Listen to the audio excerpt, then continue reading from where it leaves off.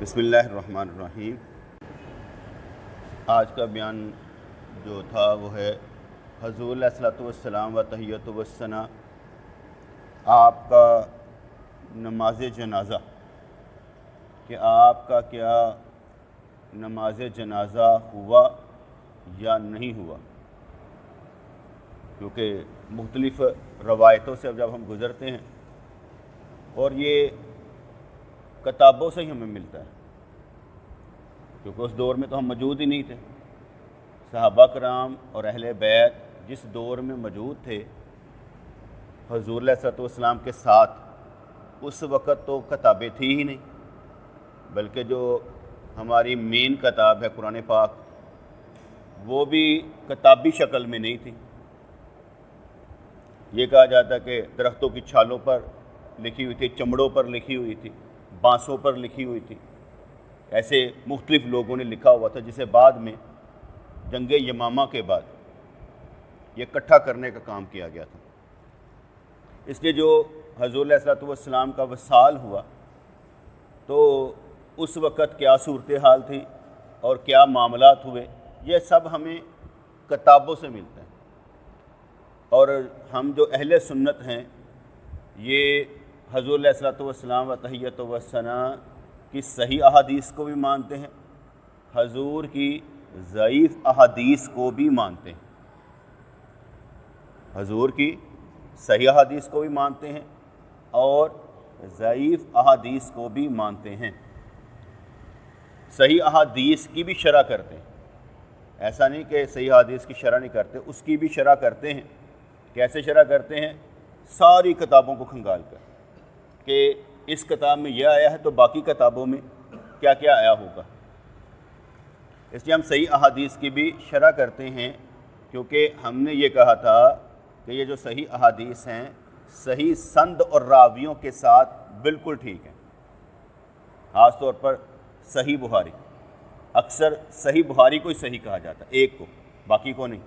ویسے ہم سات ستہ کہتے ہیں، لیکن ایک ہی الصحیح بخاری، جو بخاری کی شرائط ہیں حدیث لینے کی، یہ بہت سخت ہیں۔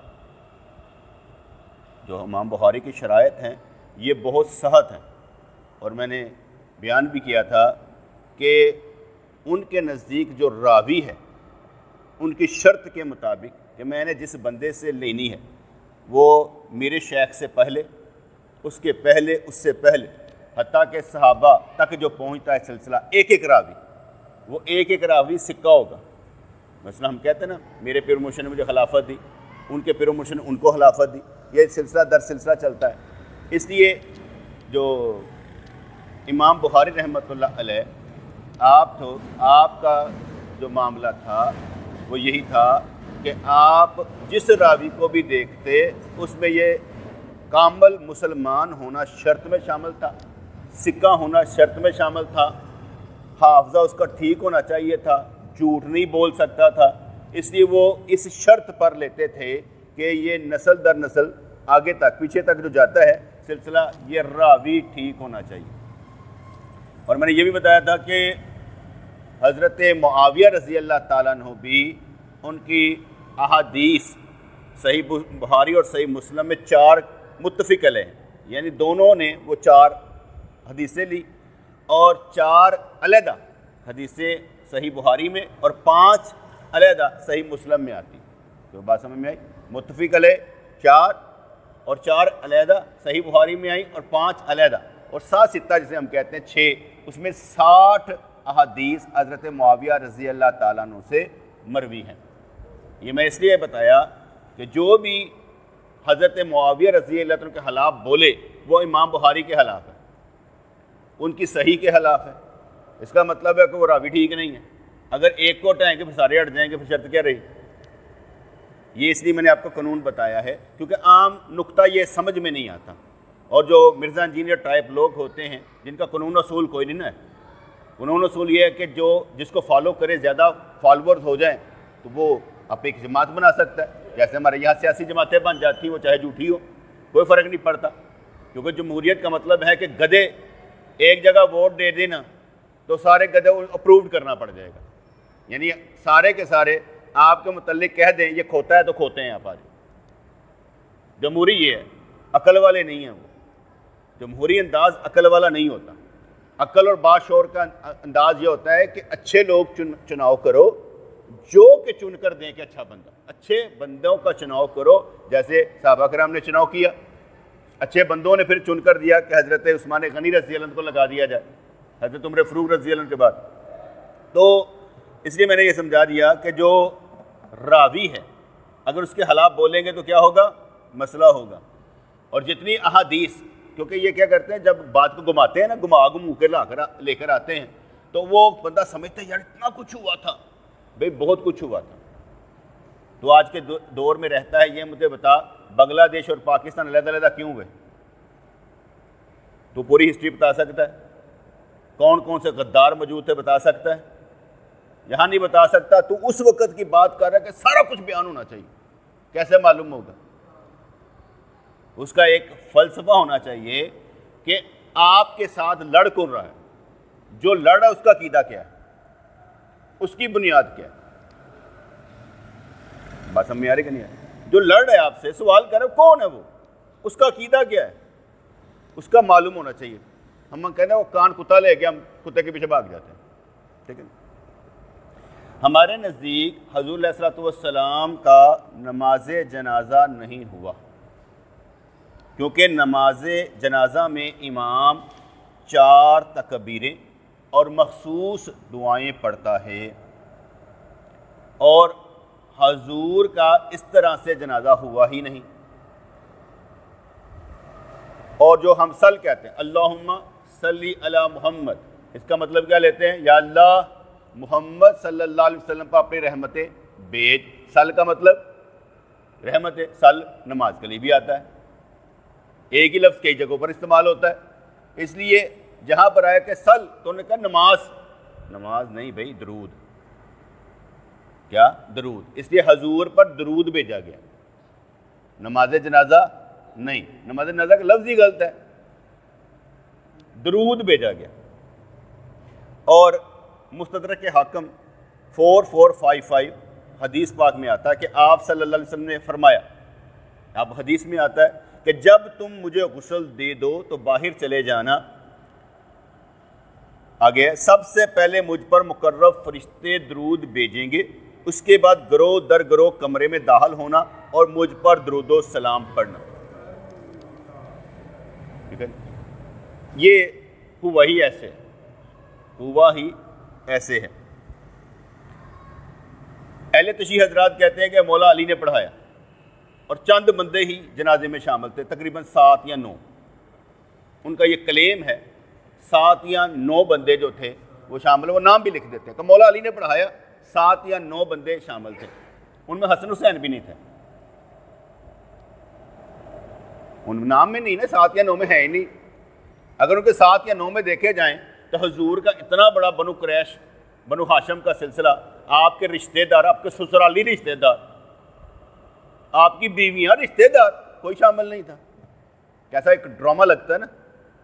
لیکن آپ کو پتا ہے نا، جو بندہ پاورفل ہو اپنا بیانیہ اور کہتے ہیں کانسپریسی تھیوری، سازشی تھیوری جو ہے نا پیش کر دیتے ہیں. ہمیں تو معلوم ہی نہیں، ہم پڑھے لکھے نہیں نا، جہالت کا عنصر ہمارے اندر پایا جاتا ہے، ہم جاہل لوگ ہیں. اس لیے جو سنتے کہتے ہیں یہ کیسے ہو سکتا ہے، اصول قانونی کوئی نہیں مارے. جو میں نے آپ کو بتایا کہ وہ کہتے ہیں مولا علی، اور ان سے پوچھو کس کتاب میں لکھا ہے، مستند کتاب. ابھی تک آپ نے سنا ہوگا کہ ہم حضرت علی رضی اللہ عنہ کے فضائل بیان کرتے ہیں، ہمارے حدیثوں میں آتے ہیں. تقریباً 88 راوی ہیں ہمارے، 88 صحابہ صحابیات راوی ہیں مختلف احادیث کے. ان سے پوچھو کہ تمہاری 4 کتب اربع ہیں، ان میں سے فضائل علی بیان کر دو، جن کو تم مانتے ہو نا ان کے کر دو. آپ یقین مانیں فضائل کے لیے وہ ہماری کتابیں لیتے ہیں، فضائل کے لیے وہ ہماری کتابیں لیتے ہیں. 2 نمبر ہیں. کبھی آپ نے دیکھا وہ حوالہ لکھیں گے، حوالہ ہمارا لکھا ہوگا، لیکن 2 نمبر ہی ہے نا. جہالت ہر کوئی بندہ جواب دے. میں ایک آفیسر کے پاس بیٹھا ہوا تھا، تو وہاں پر میں نے اس سے سوال کیا حضور سر حضور کسی ایسے کہہ لینا سر ایک گل تو دسو یہ جب آپ انکوائری رپورٹ کرتے ہیں بڑا ایماندار تھا میں کہ آپ چارجز فریم کر دیتے ہیں ریکمنڈیشن دے دیتے ہیں اس کے خلاف اور اس کے بعد جب کیس اوپر چلا جاتا ہے چیف کے پاس چلا جاتا ہے تو اس وقت وہ ان سے بکرے لے لیتا ہے رشوت لے لیتا ہے کیس حرج اوپر 2 روٹیاں کھائی جاتی ہیں. اس نے مجھے بڑا اچھا جواب دیا کہنے لگا یار سن میں اپنی جورسڈکشن میں رہتا ہوں یہ ہے میرا حدود ربا جتنی مجھے اجازت ہے نا یہ میری حد ہے. میں اگر ڈپٹی لیول کا ہوں تو میں نے ڈپٹی لیول کی اوقات رکھنی ہے. میں چیف نہیں ہوں اس کا قلم میرے ہاتھ میں نہیں ہے. میں منسٹر نہیں ہوں اس کا قلم میرے ہاتھ میں نہیں ہے. میرے ہاتھ میں قلم کیا ہے ڈپٹی کا. اس لیے میری جورسڈکشن جتنی ہے میں نے اس کے مطابق لکھنا ہے. آگے کیا ہوتا ہے اس کا میں ذمہ دار نہیں. آپ سارے کے سارے اس قانون کو سمجھ لیں. آپ کی جتنی اوقات ہے آپ اس کے ذمہ دار ہیں باقی کے آپ ذمہ دار نہیں ہیں. آپ میرے پاس آتے ہیں میں آپ کا ذمہ دار ہوں کہ میں آپ کو ایک نئی چیز سکھاؤں. یار یہ ایسے ہے آپ اپنی نسلوں کو سکھائیں. اگر آپ یہ کہیں کہ مجھے علم آ گیا نہیں بھائی آپ کو علم آ گیا باقیوں کو بھی بتانا پڑے گا. دیکھو ہمیں یہ آپ جا کر 55 سال کی عمر میں یہ 9-10 سال کی جنگ میں ہم نے سیکھا لڑائی میں سیکھا کہ ہو کیا رہا ہے. پتہ لگا کہ دجل و فریب بھی بہت ہے. منہ بند کر دیے گئے ہیں. علماء بول نہیں سکتے فتویٰ نہیں دے سکتے ایک دوسرے کے خلاف. یہ ہمارے کنٹرول میں نہیں ہے. یہ ہماری پالیسی کا حصہ نہیں ہے. بند کر دیا گیا ہوا پالیسی نہیں ہے. تو پھر کس کو کام کرنا پڑے گا ہم جیسوں کو. جھنڈا کس کو اٹھانا پڑے گا ہم جیسوں کو گنہگاروں کو. تو اگر ہم بھی نہیں اٹھائیں گے تو پھر کس نے اٹھانا ہے. یہ یاد رکھیے گا دجالی دور بھی آئے گا تو روٹی کی پرابلم سب کو ہوگی. آج بھی ہوگی کل بھی ہوگی. اس سسٹم سے کوئی باہر نہیں ہے. یہ ہوگا لیکن ایمان اس وقت بھی مضبوط ہوگا آج بھی مضبوط ہوگا. تو یہاں پر میں نے بتایا کہ حضور علیہ الصلوۃ والسلام کا نماز جنازہ 4 تکبیروں والا محسوس دعاؤں والا نہیں ہوا بلکہ سل کا مطلب ہے درود پاک. اس لیے نماز لکھنا ہی نہیں چاہیے. نماز جنازہ لکھنا ہی نہیں چاہیے کیونکہ آپ پر درود بھیجا گیا ہے. اور میں مستدرک حاکم کی یہ حدیث سنا دی کہ سرکار نے ارشاد فرمایا کہ جب تم مجھے غسل دے دو باہر چلے جانا سب سے پہلے مجھ پر مقرر فرشتے درود بھیجیں گے. اس پہ ایک بعد گروہ در گروہ کمرے میں داخل ہونا اور مجھ پر درود و سلام پڑھنا. اور یہ ایک حوالہ نہیں ہے. یہ السنن الکبریٰ میں البیہقی نے لکھا ہے 6698 پر. ابن کثیر البدایہ والنہایہ میں لکھا ہوا ہے. سیوطی الحصائص الکبریٰ امام سیوطی رحمۃ اللہ نے لکھا ہوا ہے. ابن جریر تاریخ طبری میں لکھا ہوا ہے. ابن ماجہ 1628 میں بھی اس طرح لکھا ہوا ہے. مسند احمد میں لکھا ہوا ہے. مصنف عبد الرزاق میں لکھا ہوا ہے. مصنف ابن ابی شیبہ میں بھی حضور صلی اللہ علیہ وسلم کے وصال کے وقت مختلف آثار کے بارے میں بتایا گیا. ایسے ہے ایسے ہے ایسے. یہ میں نے ایک آپ کو جامعہ بتا دیا کیونکہ یہ ریکارڈنگ ہوتی ہے اس لیے میں بتا رہا ہوں کہ یہ اس طرح سے لکھا گیا ہوا ہے. طبقات ابن سعد میں حضرت ابو بکر اور عمر رضی اللہ عنہما کا درود و سلام بھیجنا نقل کیا گیا ہے. اہل تشیع کی کتاب اصول کافی جلد سوم صفحہ 26-27، احتجاج طبرسی جلد اول صفحہ 104، حیات القلوب جلد دوم صفحہ 10-22، جلال العیون جلد اول صفحہ 153 میں بھی یہی لکھا. اب میں نے آگے بتایا کہ اگر مان لیا جائے کہ حضور کا جنازہ نہیں ہوا تو یہ بات تھی. اور جو کہتے ہیں مولا علی نے پڑھایا، مولا علی نے پڑھایا تو 7-9 بندے تھے جن میں امام حسن حسین شامل ہی نہیں تھے اور باقی رشتہ دار بھی شامل نہیں تھے. اور کہیں گے وہ سارے کے سارے تو بنو ثقیفہ بھاگ گئے تھے. وہ سارے کے سارے جو تھے ووٹنگ کے لیے بنو ثقیفہ بھاگ گئے تھے. اب میں اس پر تھوڑا سا کردار پیش کرتا ہوں. سیدنا ابوبکر صدیق رضی اللہ عنہ کا صحیح بخاری 3688، جب تمام صحابہ کرام حضور صلی اللہ علیہ وسلم کی وفات پر شدید پریشان تھے تو سب سے پہلے اعلان کرنے والے کہ حضور دنیا سے چلے گئے ہیں اکیلے حضرت ابوبکر صدیق رضی اللہ تعالیٰ عنہ تھے. صحیح بخاری 1241 اور 1242 عوام کو واز کرنے والے کہ جن کی تم پوجا کرتے ہو اللہ کے سوا، وہ اگر حضور ہیں تو حضور دنیا سے چلے گئے، اور جو اللہ ہے وہ حی و قیوم ہے. اس طرح کا واز فرمایا گیا. اور صحیح بخاری میں یہی میں 4454 واز سن کر حضرت عمر رضی اللہ تعالیٰ عنہ کے پاؤں میں جان نہیں رہی، تلوار پکڑی تھی، ڈھم کر کے گر پڑے.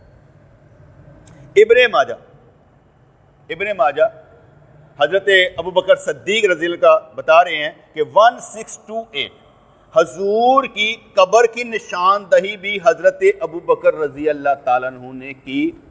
ایک بندے نے، ایک روایت، ایک راوی. حضرت ابو بکر صدیق رضی اللہ تعالیٰ عنہ اکیلے راوی، اور انہوں نے کہا کہ مجھے نبی نے بتایا کہ جہاں نبی وفات پاتا ہے وہیں اس کی قبر بنتی ہے. اس لیے حضرت عائشہ صدیقہ طیبہ طاہرہ کے حجرے میں وصال پائے اور وہیں پر ہی آپ کی قبر انور بنائی گئی. راوی کون ہے؟ اور بعض میں آتا ہے کہ حضرت ابو بکر صدیق نے ارشاد فرمایا مجھے نبی نے بہت سی احادیث بتائی ہیں جو اکیلی تھی، میں نہیں بیان کرتا کہ لوگ کہیں گے اکیلا، آپ نے کچھ بیان ہی نہیں کی. اور یہ روایت اس لیے بیان کی گئی کیونکہ ضرورت پڑ گئی تھی. سارے اب کہہ رہے کہاں پر دفن کریں، کہاں پر دفن کریں، تو آپ نے فرمایا کہ نبی جہاں پر. راوی کون ہے؟ اکیلا. اور ساروں نے ان کی بات مانی. کوئی بولا؟ یہ میں اس لیے آپ کو بتا رہا ہوں کہ ایک روایت آگے بھی آگی باغ فتح میں، تو وہاں پر بھی ایک ہی راوی ہے، لیکن ایک ہی راوی ہے. وہ کہہ رہے کہ بھئی حضور نے ارشاد فرمایا ہمارے وارث کوئی نہیں ہوتے. راوی ایک ہی ہے، وہ آگے کبھی بیان کریں گے، ابھی تو یہیں پر رہتے ہیں. تو حضرت ابو بکر صدیق کا کردار یہ ہو گیا. اور یاد رکھیے گا جو بنو ثقیفہ کی بات کرتے ہیں نا، اس میں بھی ذرا گنجل شک پیدا کیا جاتا ہے. شین سے شیطان، شین سے شیعہ، شین سے شک. بس یہ یاد رکھیے گا، ان کا کام ہی شک پیدا کرنا. مسلمان نہیں ہے میرے نزدیک، یہ مسلمان ہی نہیں ہے بیٹے. ان کا عقیدہ اور ہے، ان کا عقیدہ اور ہے. اور عقیدہ 14 اور 12 امام کا ہے، بنتا ہی نہیں ہے، وہ بنتا ہی نہیں ہے. آگے جاتے بنو ثقیفہ. یاد رکھیے کہ مدینہ منورہ سے 12 کلومیٹر کے دور ایک مقام جہاں صحابہ کرام آپس میں فیصلہ کرنے کے لیے اکٹھے ہوتے تھے. اور یہ ثقیفہ بنو عبادہ بھی کہلاتا تھا. سعد بن عبادہ رضی اللہ عنہ، یہ اس کا بھی کہلاتا تھا. وہاں پر اکٹھے ہوتے تھے نا. تو صحابہ کرام اور اہل بیت غم میں تھے. اب غور کیجئے گا، صحابہ کرام اور اہل بیت غم میں تھے کہ ایک صحابی نے آ کر شیخین حضرت ابو بکر اور عمر کو عرض کی حضرت آپ یہاں پر بیٹھے ہیں اور حضرت سعد بن عبادہ رضی اللہ تعالیٰ عنہ اپنی جگہ پر اپنے علاقے میں لوگوں کو اکٹھا کر کے بیعت لینے لگے ہیں کہ بھئی ایک خلیفہ انصاریوں میں سے اور ایک خلیفہ مہاجرین میں سے ہوگا. اور میرے نزدیک عبید اللہ ابن جراح رضی اللہ عنہ آئے تھے. اب یہاں پر تھوڑا سا آپ دیکھیے گا، عبید اللہ ابن جراح رضی اللہ عنہ دونوں شیخین کے پاس آئے، حضرت ابو بکر اور عمر کے پاس، اور آ کر یہ عرض کی کہ وہاں پر یہ ہو رہا ہے. اور یہ دونوں صحابی کہاں پر بیٹھے تھے؟ جنازے کے پاس. اچھا یہاں سے وہ جانا جو ہے نا، اس کو اس طرح بیان کیا جائے گا دیکھو ووٹ لینے کے لیے بھاگ گئے بنو ثقیفہ. اچھا یہ نہیں کہیں گے کہ سعد بن عبادہ وہاں پر کیا کر رہے تھے، وہ یہاں پر کیوں نہیں تھے، اور باقی صحابہ جن سے وہ بیعت لینے چاہتے تھے انصاری، وہ وہاں پر کیا کر رہے تھے اس حالات میں. ادھر زور پان گئے کہ یہ بھاگے. وہ بابا وہ تو کرنے گئے تھے کہ مسئلہ خراب نہ ہو جائے، کیونکہ جب کسی کی بیعت کر لیتی وہ بیعت توڑی نہیں جاتی، خلافت کی بیعت توڑی نہیں جاتی، تو اس لیے یہ معاملہ تھا. دوسری بات، حضرت سعد بن عبادہ رضی اللہ تعالیٰ عنہ وہ ادھر بیعت لینے لگے ہیں. ان کو نہیں معلوم تھا کہ سرکار نے اعلان کیا ہوا جس کا میں مولا اس کا علی مولا. ادھر نہیں بولتے. کیوں نہیں بولتے؟ سمجھا کریں نا، کیونکہ انہوں نے شین سے شیطان، شین سے شیعہ، شین سے شک. انہوں نے تو شک پیدا کرنا ہے تاکہ تھوڑا امتحان لیا جائے کہ آپ کہاں پر کھڑے ہیں، جاہلیت کے کس مقام پر کھڑے ہیں. انہوں نے تو آپ کا امتحان لینا ہے. اور جب آپ کو معلوم ہو اے بی سی، تو آپ کو معلوم ہوگا اے بی سی ڈی کیا ہے، یہ پوائنٹ 1 2 3 4 کیا ہے، اور کہاں کہاں سے وہ گنجل نکالتے ہیں، دماغ خراب کر دیتے ہیں نا. تو بنو ثقیفہ میں حضرت سعد بن عبادہ رضی اللہ عنہ خلافت کو اپنا حق کہہ رہے ہیں. اس پر حضرت ابوبکر اور عمر اس مسئلے کے حل کے لیے بنو ثقیفہ تشریف لے گئے. صحیح بخاری 3668 لمبی حدیث ہے. اور یہ مسئلہ خوش اسلوبی سے حل ہو گیا. جا کر حضرت ابوبکر صدیق رضی اللہ عنہ عمر فاروق نے کہا کہ میں سوچا میں جا کے تقریر کروں گا, ایک تقریر کروں گا اور اعلان کروں گا. حضرت ابوبکر صدیق نے مجھے روکا, عمر تم نے تقریر نہیں کرنی. آپ فرماتے ہیں, حضرت عمر رضی اللہ عنہ فرماتے ہیں, جو میرے دل میں تھا نا کہ میں یہ بولوں گا یہ بولوں گا یہ بولوں گا, وہ سارے کا سارا ابوبکر نے بول ڈالا, لفظ با لفظ وہی انہوں نے بول ڈالا. نہیں, جب تقریر ہوتی ہے پھر حضرت ابوبکر کا ایک درجہ تھا, حضور علیہ الصلوۃ والسلام کی شان بلند کیا کرتے تھے, ہمارے پاس تو موجود ہے. تو سارے کے سارے سن ہو گئے. اور سب سے پہلے حضرت عمر فاروق رضی اللہ عنہ ہاتھ پکڑ کر میں ابوبکر صدیق کے ہاتھ پر بیعت کرتا ہوں, اور پھر سارے ہی ٹوٹ پڑے. ٹھیک ہے, کمزور روایتوں میں یہ بھی آتا ہوگا کہ حضرت سعد بن عبادہ نے بھی بیعت کر لی. اہل تشیع کہتے نہیں کی, چلو مان لیتے نہیں کی ہوگی. ہمارے پاس کون سا ریکارڈ ہے وہاں پر کہ بچے کب پیدا ہوتے تھے, فلاں کب ہوتا تھا, خلافت کا رجسٹر کو رکھا گیا ہوا تھا. ہمارے پاس تو ریکارڈ ہی نہیں ہے. اگر کوئی کہہ لیتا ہے تو چلو مان لیتے ہیں یار نہیں کی ہوگی. مخالفت بھی کی ہے, پھر ان کے خلاف کوئی جنگ کا آغاز بھی کیا ہے, نہیں کیا.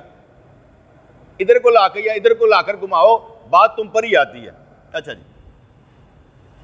اور اکثر جو ہوتا ہے نا, جو ابو محنف ہے نا, یہ اس کو بڑا مستند مانتے ہیں اہل تشیع, اور ہم یہ کہتے ہیں ابو محنف شیعہ پرلے درجے کا جھوٹا تھا, پرلے درجے کا کذاب آدمی تھا ابو محنف. اور مزیداری کی بات یہ ہے, تاریخ طبری لکھنے والے اور تاریخ ابن کثیر لکھنے والے, البدایہ والنہایہ لکھنے والے, دونوں نے اپنے مقدمے میں لکھا ہے کہ زیادہ تر ہمیں جو ملی ہے نا روایتیں, وہ اسی سے ملی ہیں, کیونکہ ہمارے پاس کوئی ریکارڈ نہیں ہے اس وقت کا. ابو محنف نے جو بونگیاں ماری ہیں نا, ہم نے وہ, اور جو ہے نا نتارہ کرنے والے, انہوں نے نتارہ کر کے بتا بھی دیا کہ تاریخ میں اتنی روایتیں ابو محنف کی ہے, 3 جھوٹے ملتے ہیں, اتنی اس کی ہے, اتنی اس کی ہے, اور اتنی جو ہے نا اس پر قانون بنتا ہے. گل سمجھ آ رہی کہ نہیں آ رہی؟ تاریخ میں ایک کوئی بندہ ابو محنف نام جس سے اگلوں نے لیا. اس لیے ہم نے کہا کہ تاریخ لکھنے کے قانون اصول کوئی نہیں ہے. اگر کوئی اہل تشیع ہے یا اہل سنت ہے, تاریخ کا حوالہ دے, اچھے بار معاملے میں قبول کر لیں گے. لیکن سوال یہ پیدا ہوتا ہے, کیا تاریخ سے کوئی عقیدہ بنے گا؟ مثال ہے, تاریخ میں لکھا ہوا ہے کہ گدھے کی کھال میں ڈال کر محمد بن ابی بکر کو مارا گیا. گدھے کی کھال میں ڈال کر محمد بن ابی بکر کو مارا گیا. راوی کون ہوگا؟ ابو محنف. قتل کیا گیا, اور میں نے آگے بھی سمجھایا تھا, قتل کرنے کا جو الزام لگایا جاتا ہے نا, اس میں درے تو پڑیں گے ان کو الزام لگانے پر, لیکن قتل ثابت کرنے کے لیے کیا ہونا چاہیے؟ اقرار نامہ. جس نے قتل کیا وہ ذمہ داری لے بھی میں نے مارا. نمبر 2, 2 گواہ ہوں. اگر اقرار نامہ ہی نہیں اور گواہ بھی نہیں تو کسی سے کتاب کے حوالے سے کہا جاتا ہے یہ کافر ہے, بھائی جس نے مارا ہے یہ قاتل ہے. یہ بھی شک پیدا کرنے کے لیے کیا جاتا ہے. جیسے قاتلین نے عثمان کا ہم نے کبھی نام لیا, کون تھے معلوم ہی نہیں تھا, آئے اور چڑھ کے چلے گئے, ہمیں معلوم ہی نہیں ہے, کیونکہ انہوں نے ذمہ داری نہیں لی کسی نے. جب تک ذمہ داری نہیں لیں گے ہم پکڑیں گے کیسے؟ تو ذمہ داری تو لی نہیں. حالانکہ مالک بن اشتر بن مالک نہیں, اس نے کہا تھا, مصنف ابن ابی شیبہ میں آتا ہے کہ کسی نے کہا کہ انہوں نے شاید ابن عباس کو لگا دیا کوفہ کا گورنر. کہتا اگر اس کو ہی لگانا تھا تو ہم نے بڈھے عثمان کو مارا کیوں؟ ہم پھر بھی کہتے ہیں کہ کتاب کا حوالہ قبول نہیں ہے, ہم خاموشی اختیار کریں گے کیونکہ اصل حقائق کا معلوم نہیں ہے. آگے چلتے ہیں. اور یہ جو اشتر بن مالک نہیں تھے نا, یہ حضرت علی رضی اللہ عنہ کے سپہ سالار تھے, یہ بھی یاد رکھیے گا.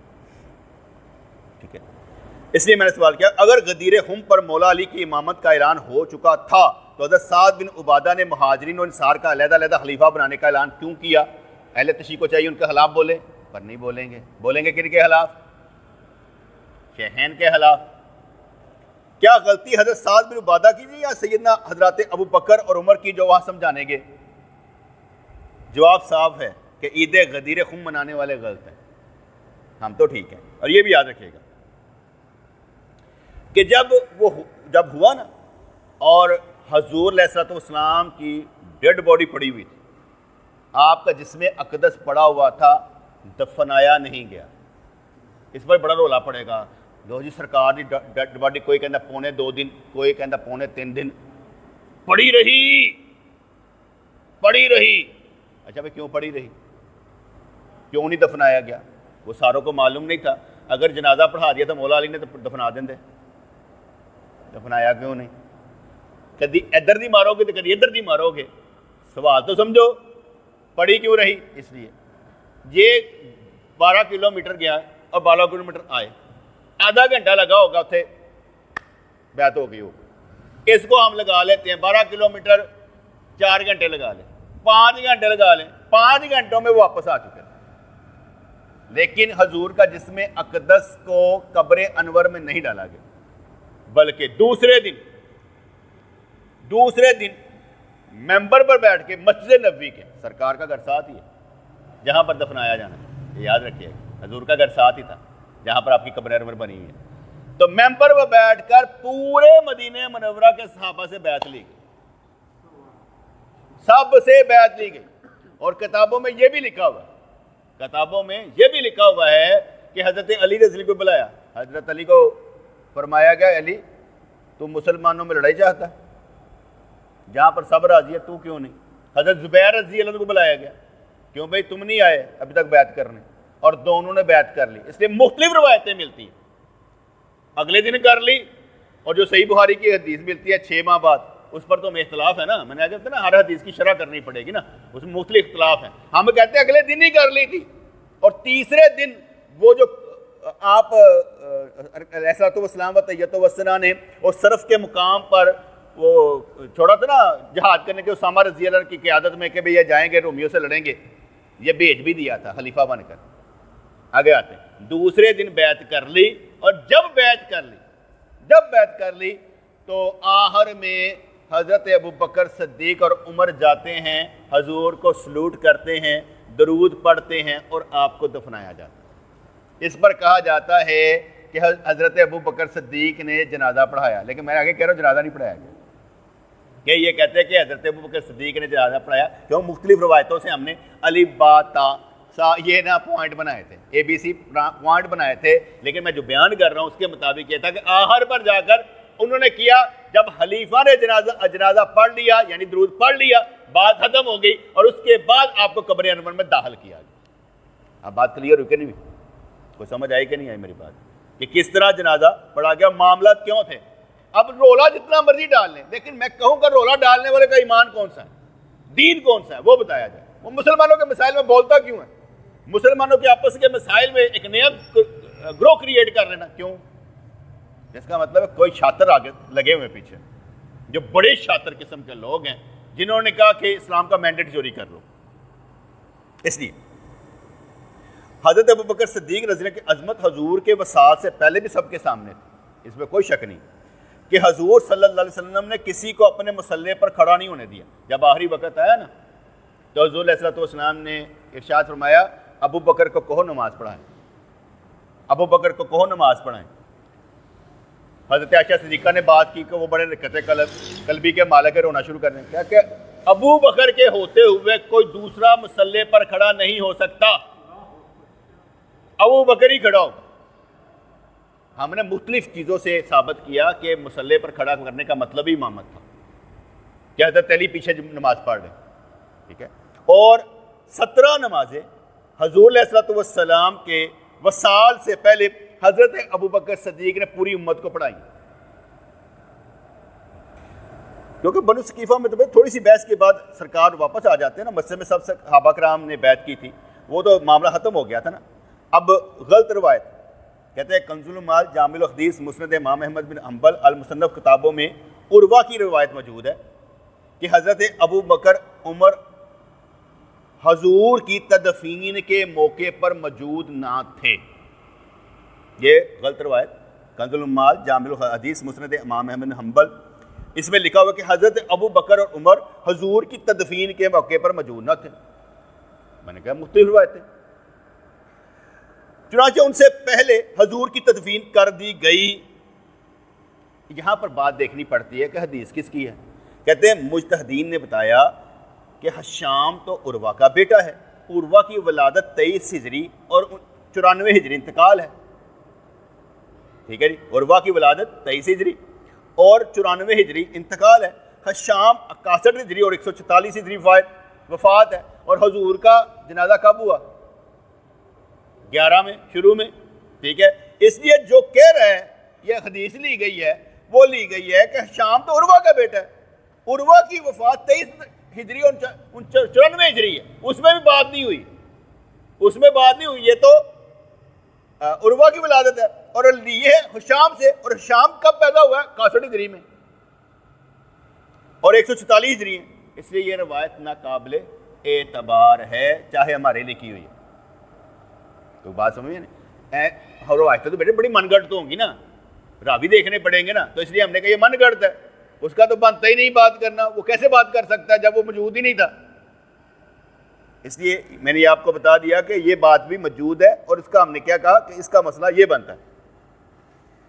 ازالۃ الہوا کا حوالہ جو اہل حدیث دیتے تو اس میں یہ بحث ہے، وہاں بحث ہوئی تھی ازالۃ الہوا میں، شاہ ولی اللہ رحمۃ اللہ نے کی تھی کہ جنازے کو دیر کیوں ہوئی، اس لیے انہوں نے لکھا تھا کہ خلیفہ کا ہونا بڑا لازم تھا، خلیفہ ہوگا تو آگے کام چلے گا، اس لیے پہلے خلیفہ چنا گیا، پھر حضور کی تدفین ہوئی کہ اب امت کو ایک لیڈر مل چکا ہے جس پر امت متفق ہے، نہیں تو بعد میں لڑائی ہو جاتی۔ یہ ایک دلیل دی گئی ہے، اور اس پر جو بحث کی جائے تو وہ آگے ناقابل اعتبار ہو جاتی ہے کہ بحث کرنے والے کون ہیں، ٹھیک ہے جی۔ یہ میں نے آپ کو مختصر انداز میں سمجھایا کہ حضور کا جنازہ نہیں ہوا، بلکہ حضور علیہ الصلوۃ والسلام پر درود پاک پڑھا گیا، ٹھیک ہے۔ اور لیٹ کیوں ہوا، ان کو کیوں جانا پڑا بنو ثقیفہ میں، ٹھیک ہے۔ سعد بن عبادہ کیا کر رہے تھے، یہ واپس آئے تو کیا ہوا تھا، اور قبر انور کا کس نے بتایا؟ حضرت ابوبکر صدیق نے بتایا۔ سارے معاملے میں کردار کس کا تھا؟ حضرت ابوبکر، سارے معاملے میں کردار حضرت ابوبکر کا تھا۔ یہ تو صحیح اللہ کا شکر ہے، اللہ کا شکر ہے کہ ہم جیسے نکموں کی ڈیوٹی لگی ہوئی ہے کہ تم نے دین کو زندہ رکھنا ہے، مرنے نہیں دینا۔ ہم بھی تو صدیقی ہیں نا، ہمارا سلسلہ بھی جا کے حضرت ابوبکر صدیق سے ملتا ہے نا، ہم بھی مجدد ہیں، مجددی ہیں، سلسلہ وہاں تک جا کر ملتا ہے۔ تو اگر ہمارا وجود ہے اور ہم کام کریں گے تو اللہ ہمارے ساتھ ہے۔ وہاں حضرت ابوبکر اکیلے تھے، آپ بھی اکیلے ہو جائے تو کوئی فرق نہیں پڑتا، ایک بھی کھڑا ہوگا نا مانے گا نہیں۔ وہ ایک مجھے واقعہ یاد آئے گا نا، ایک مولوی صاحب کو میں نے کہا جب ہم معرفت کتاب کا کام کر رہے تھے نا، تو اس کو میں نے کتاب دی، کہتے ہیں یہ مولوی نہیں مانیں گے، یہ مولوی نہیں مانیں گے۔ میری بھی داڑھی تھی، میں بھی مولوی تھا، میں کہا یہ مولوی بھی نہیں مانے گا، میں بھی نہیں مننا گا، میں نے بھی آج تک نہیں مانا۔ ہم نے اپنا کام جاری و ساری رکھا ہے۔ آپ کو اتنا ٹف انداز میں کام کرنا چاہیے کہ آپ کے استقلال کو دیکھ کر، آپ کی جرت کو دیکھ کر، آپ کی حکمت اور دنائی کو دیکھ کر اگلے لوگ قائل ہو جائیں کمال ہے یار، بندہ ڈاواں ڈول نہیں ہوا، ہارا نہیں ہے، قدم پیچھے نہیں ہٹائے، استقامت کے ساتھ کھڑا ہے۔ مزہ اسی صورت میں آتا ہے نا کہ بندہ ہار کیوں جائے، یار دین ہمارا ہے، ہم نے دفاع نہیں کرنا تو کس نے کرنا؟ اور جس دور میں لٹ جائے فقیروں کی کمائی، اس دور میں فقیروں کی کمائی ہم نے ہے بچائی۔ وہ شعر بھی تو بدل دیا کرو، کوجے رکھے ہوں نے، شعر بھی بدلنا چاہیے کہ ہم نے بچائی ہے۔ بھائی وقت جب مشکل آ جائے تو مشکل سے بندہ گھبرائے، میں کلہ ہی ہاں لڑن واسطے، باقی کوئی نہیں، کلہ ہی ہے، تو کلہ ہی کام کردا، اور کہڑا کردا، کلہ ہی کام کردا کریں۔ وہ کہتے ہیں نا کہ میرا لاشا بھی کہے گا الصلاۃ والسلام، ٹھیک ہے نا۔ وہ جب ہم کھڑے جو ہو گئے یار تو پھر لاشا بھی کہے گا، ٹھیک ہے۔ وہ ایک بزرگ تھے نا، تو ان کو چوٹ لگی نا، سر پہ کسی نے ڈنڈا مارا، تو خون بہہ کر جب گرا نا، وہ اتنا ذکر کرنے والے تھے کہ ان کا ایک ایک قطرہ اللہ اللہ اللہ اللہ کر رہا تھا، اور لکھتا بھی جا رہا تھا اللہ اللہ، یعنی اللہ اللہ ہی بنتا جا رہا تھا۔ ایسا بھی تو ہونا چاہیے، تو بیٹا اس لیے کوئی بھی کمزور نہیں، جب تک آپ سمجھیں گے میں بڑے گنہگار ہوں، گنہگار ہونا بیٹا اللہ کا ایشو ہے، میں اس پہ نہیں جاتا۔ حضور کی حدیث ہے کہ اللہ تعالیٰ چاہے تو اپنے دین کی کیا کہتے ہیں دین کا کام کسی فاسق اور فاجر سے بھی لے سکتے۔ تو جنید بغدادی فرمایا کرتے تھے جناب وہ میرے اوپر فٹ ہوتی ہے، میں ہوں فاسق اور فاجر لیکن دین کا کام کروں گا، تھے وہ جنید بغدادی، لیکن کہتے ہیں میں ہوں فاسق فاجر مجھ پر فٹ ہوتی ہے لیکن میں دین کا کام کروں گا۔ اکثر و بیشتر جو حوصلہ ہار جاتے ہیں نا وہ اس لیے حوصلہ ہار جاتے ہیں ایسی ککھ بھی نہیں ہے۔ میں آگے بتا رہا ہوں کہ آپ کی وجہ سے کائنات چلتی ہے، اللہ کی فیکٹری کے ملازم ہیں آپ، مزدوری آپ کو پوری ملتی ہے لیکن آپ سمجھتے نہیں، دنیا میں سے بندے نکل جائیں تو رب کو کس نے ماننا ہے؟ آپ کی وجہ سے تو کائنات ہے۔ وہ قطرے کی کہانی سنی ہوئی نا، پیاسا قطرہ، وہ ایک قطرے نے بارش ہو نہیں رہی تھی، کہنے لگے یار بڑی دھوپ پڑ رہی ہے کیا کریں، سارے قطرے کہہ رہے تھے ہمارے گرنے سے کیا ہو جائے گا کیا ہو جائے گا، ایک قطرے کہا کچھ بھی نہ ہو یار گرنے تو صحیح، اور جب ایک گرا تو پھر گرتے گرتے گرتے جل تھل ایک بھی کھڑا ہوگا نا تو اس کے ساتھ فرشتے ضرور آ جائیں گے، اس میں کوئی شک نہیں۔ تو اس لیے میں نے یہ مختصر بتا دیا کہ حضور کا نماز جنازہ نہیں ہوا تھا، اس میں جو قباحتیں تھیں وہ بھی میں نے آپ کو پن پوائنٹ کر دی کہ یہ وجہ ہوئی تھی۔ باقی اللہ تعالیٰ ہمیں سمجھ عطا فرمائے، حضور علیہ الصلوۃ والسلام کے نقش قدم پر چلنے کی توفیق عطا فرمائے۔ حضور ہمارا ایمان ہے اور اللہ ہمارے ایمان میں ایسے اضافہ کرے کہ ہمیں حضور کی محبت ملے، حضور کا فیضان ملے، حضور کے نور سے منور ہو جائیں، ہمارا سینہ کشادہ ہو جائے اور ہم حضور کی طلب میں رہیں، اور ہمارا عزم ہو کہ ہم حضور کی زیارت کریں، حضور کو اپنے قریب سمجھیں، حضور کو اپنے اندر سمجھیں، باہر ککھ بھی نہیں، سب کچھ اندر ہی اندر، ایمان کو اپنے اندر جگہ دیں اور کبھی بھی باہر نہ نکلے اور بے ایمان نہ ہوں۔ یا اللہ قبول و منظور فرمانا اور ہمیں ہدایت کے رستوں پر چلانا، پل صراط پر بھی چلتے نظر آئیں اور اس دنیا کے پل صراط پر بھی بھاگتے نظر آئیں۔ ربی سلم کے صدا ہمارے لیے ہو، شفاعت ہمارے لیے، حوض کوثر ہمارے لیے ہو، جہاں پر اعمال تلنے ہیں وہاں پر سرکار کی پہچان ہمیں ہو، شفاعت کے وقت میں سرکار کو دیکھنے والے ہم ہی ہوں، قبر میں سرکار کو پہچاننے والے ہم ہی ہوں، جن کو دنیا میں آسانیاں مل جاتی ہیں ان میں ہم ہی ہوں، جن کو بغیر حساب و کتاب کے جنت مل جاتی ہے ان میں ہم ہی ہوں۔ مہربانی فرما، اپنا بنا، تمام غموں سے بے نیاز فرما، آمین برحمتک یا ارحم الراحمین۔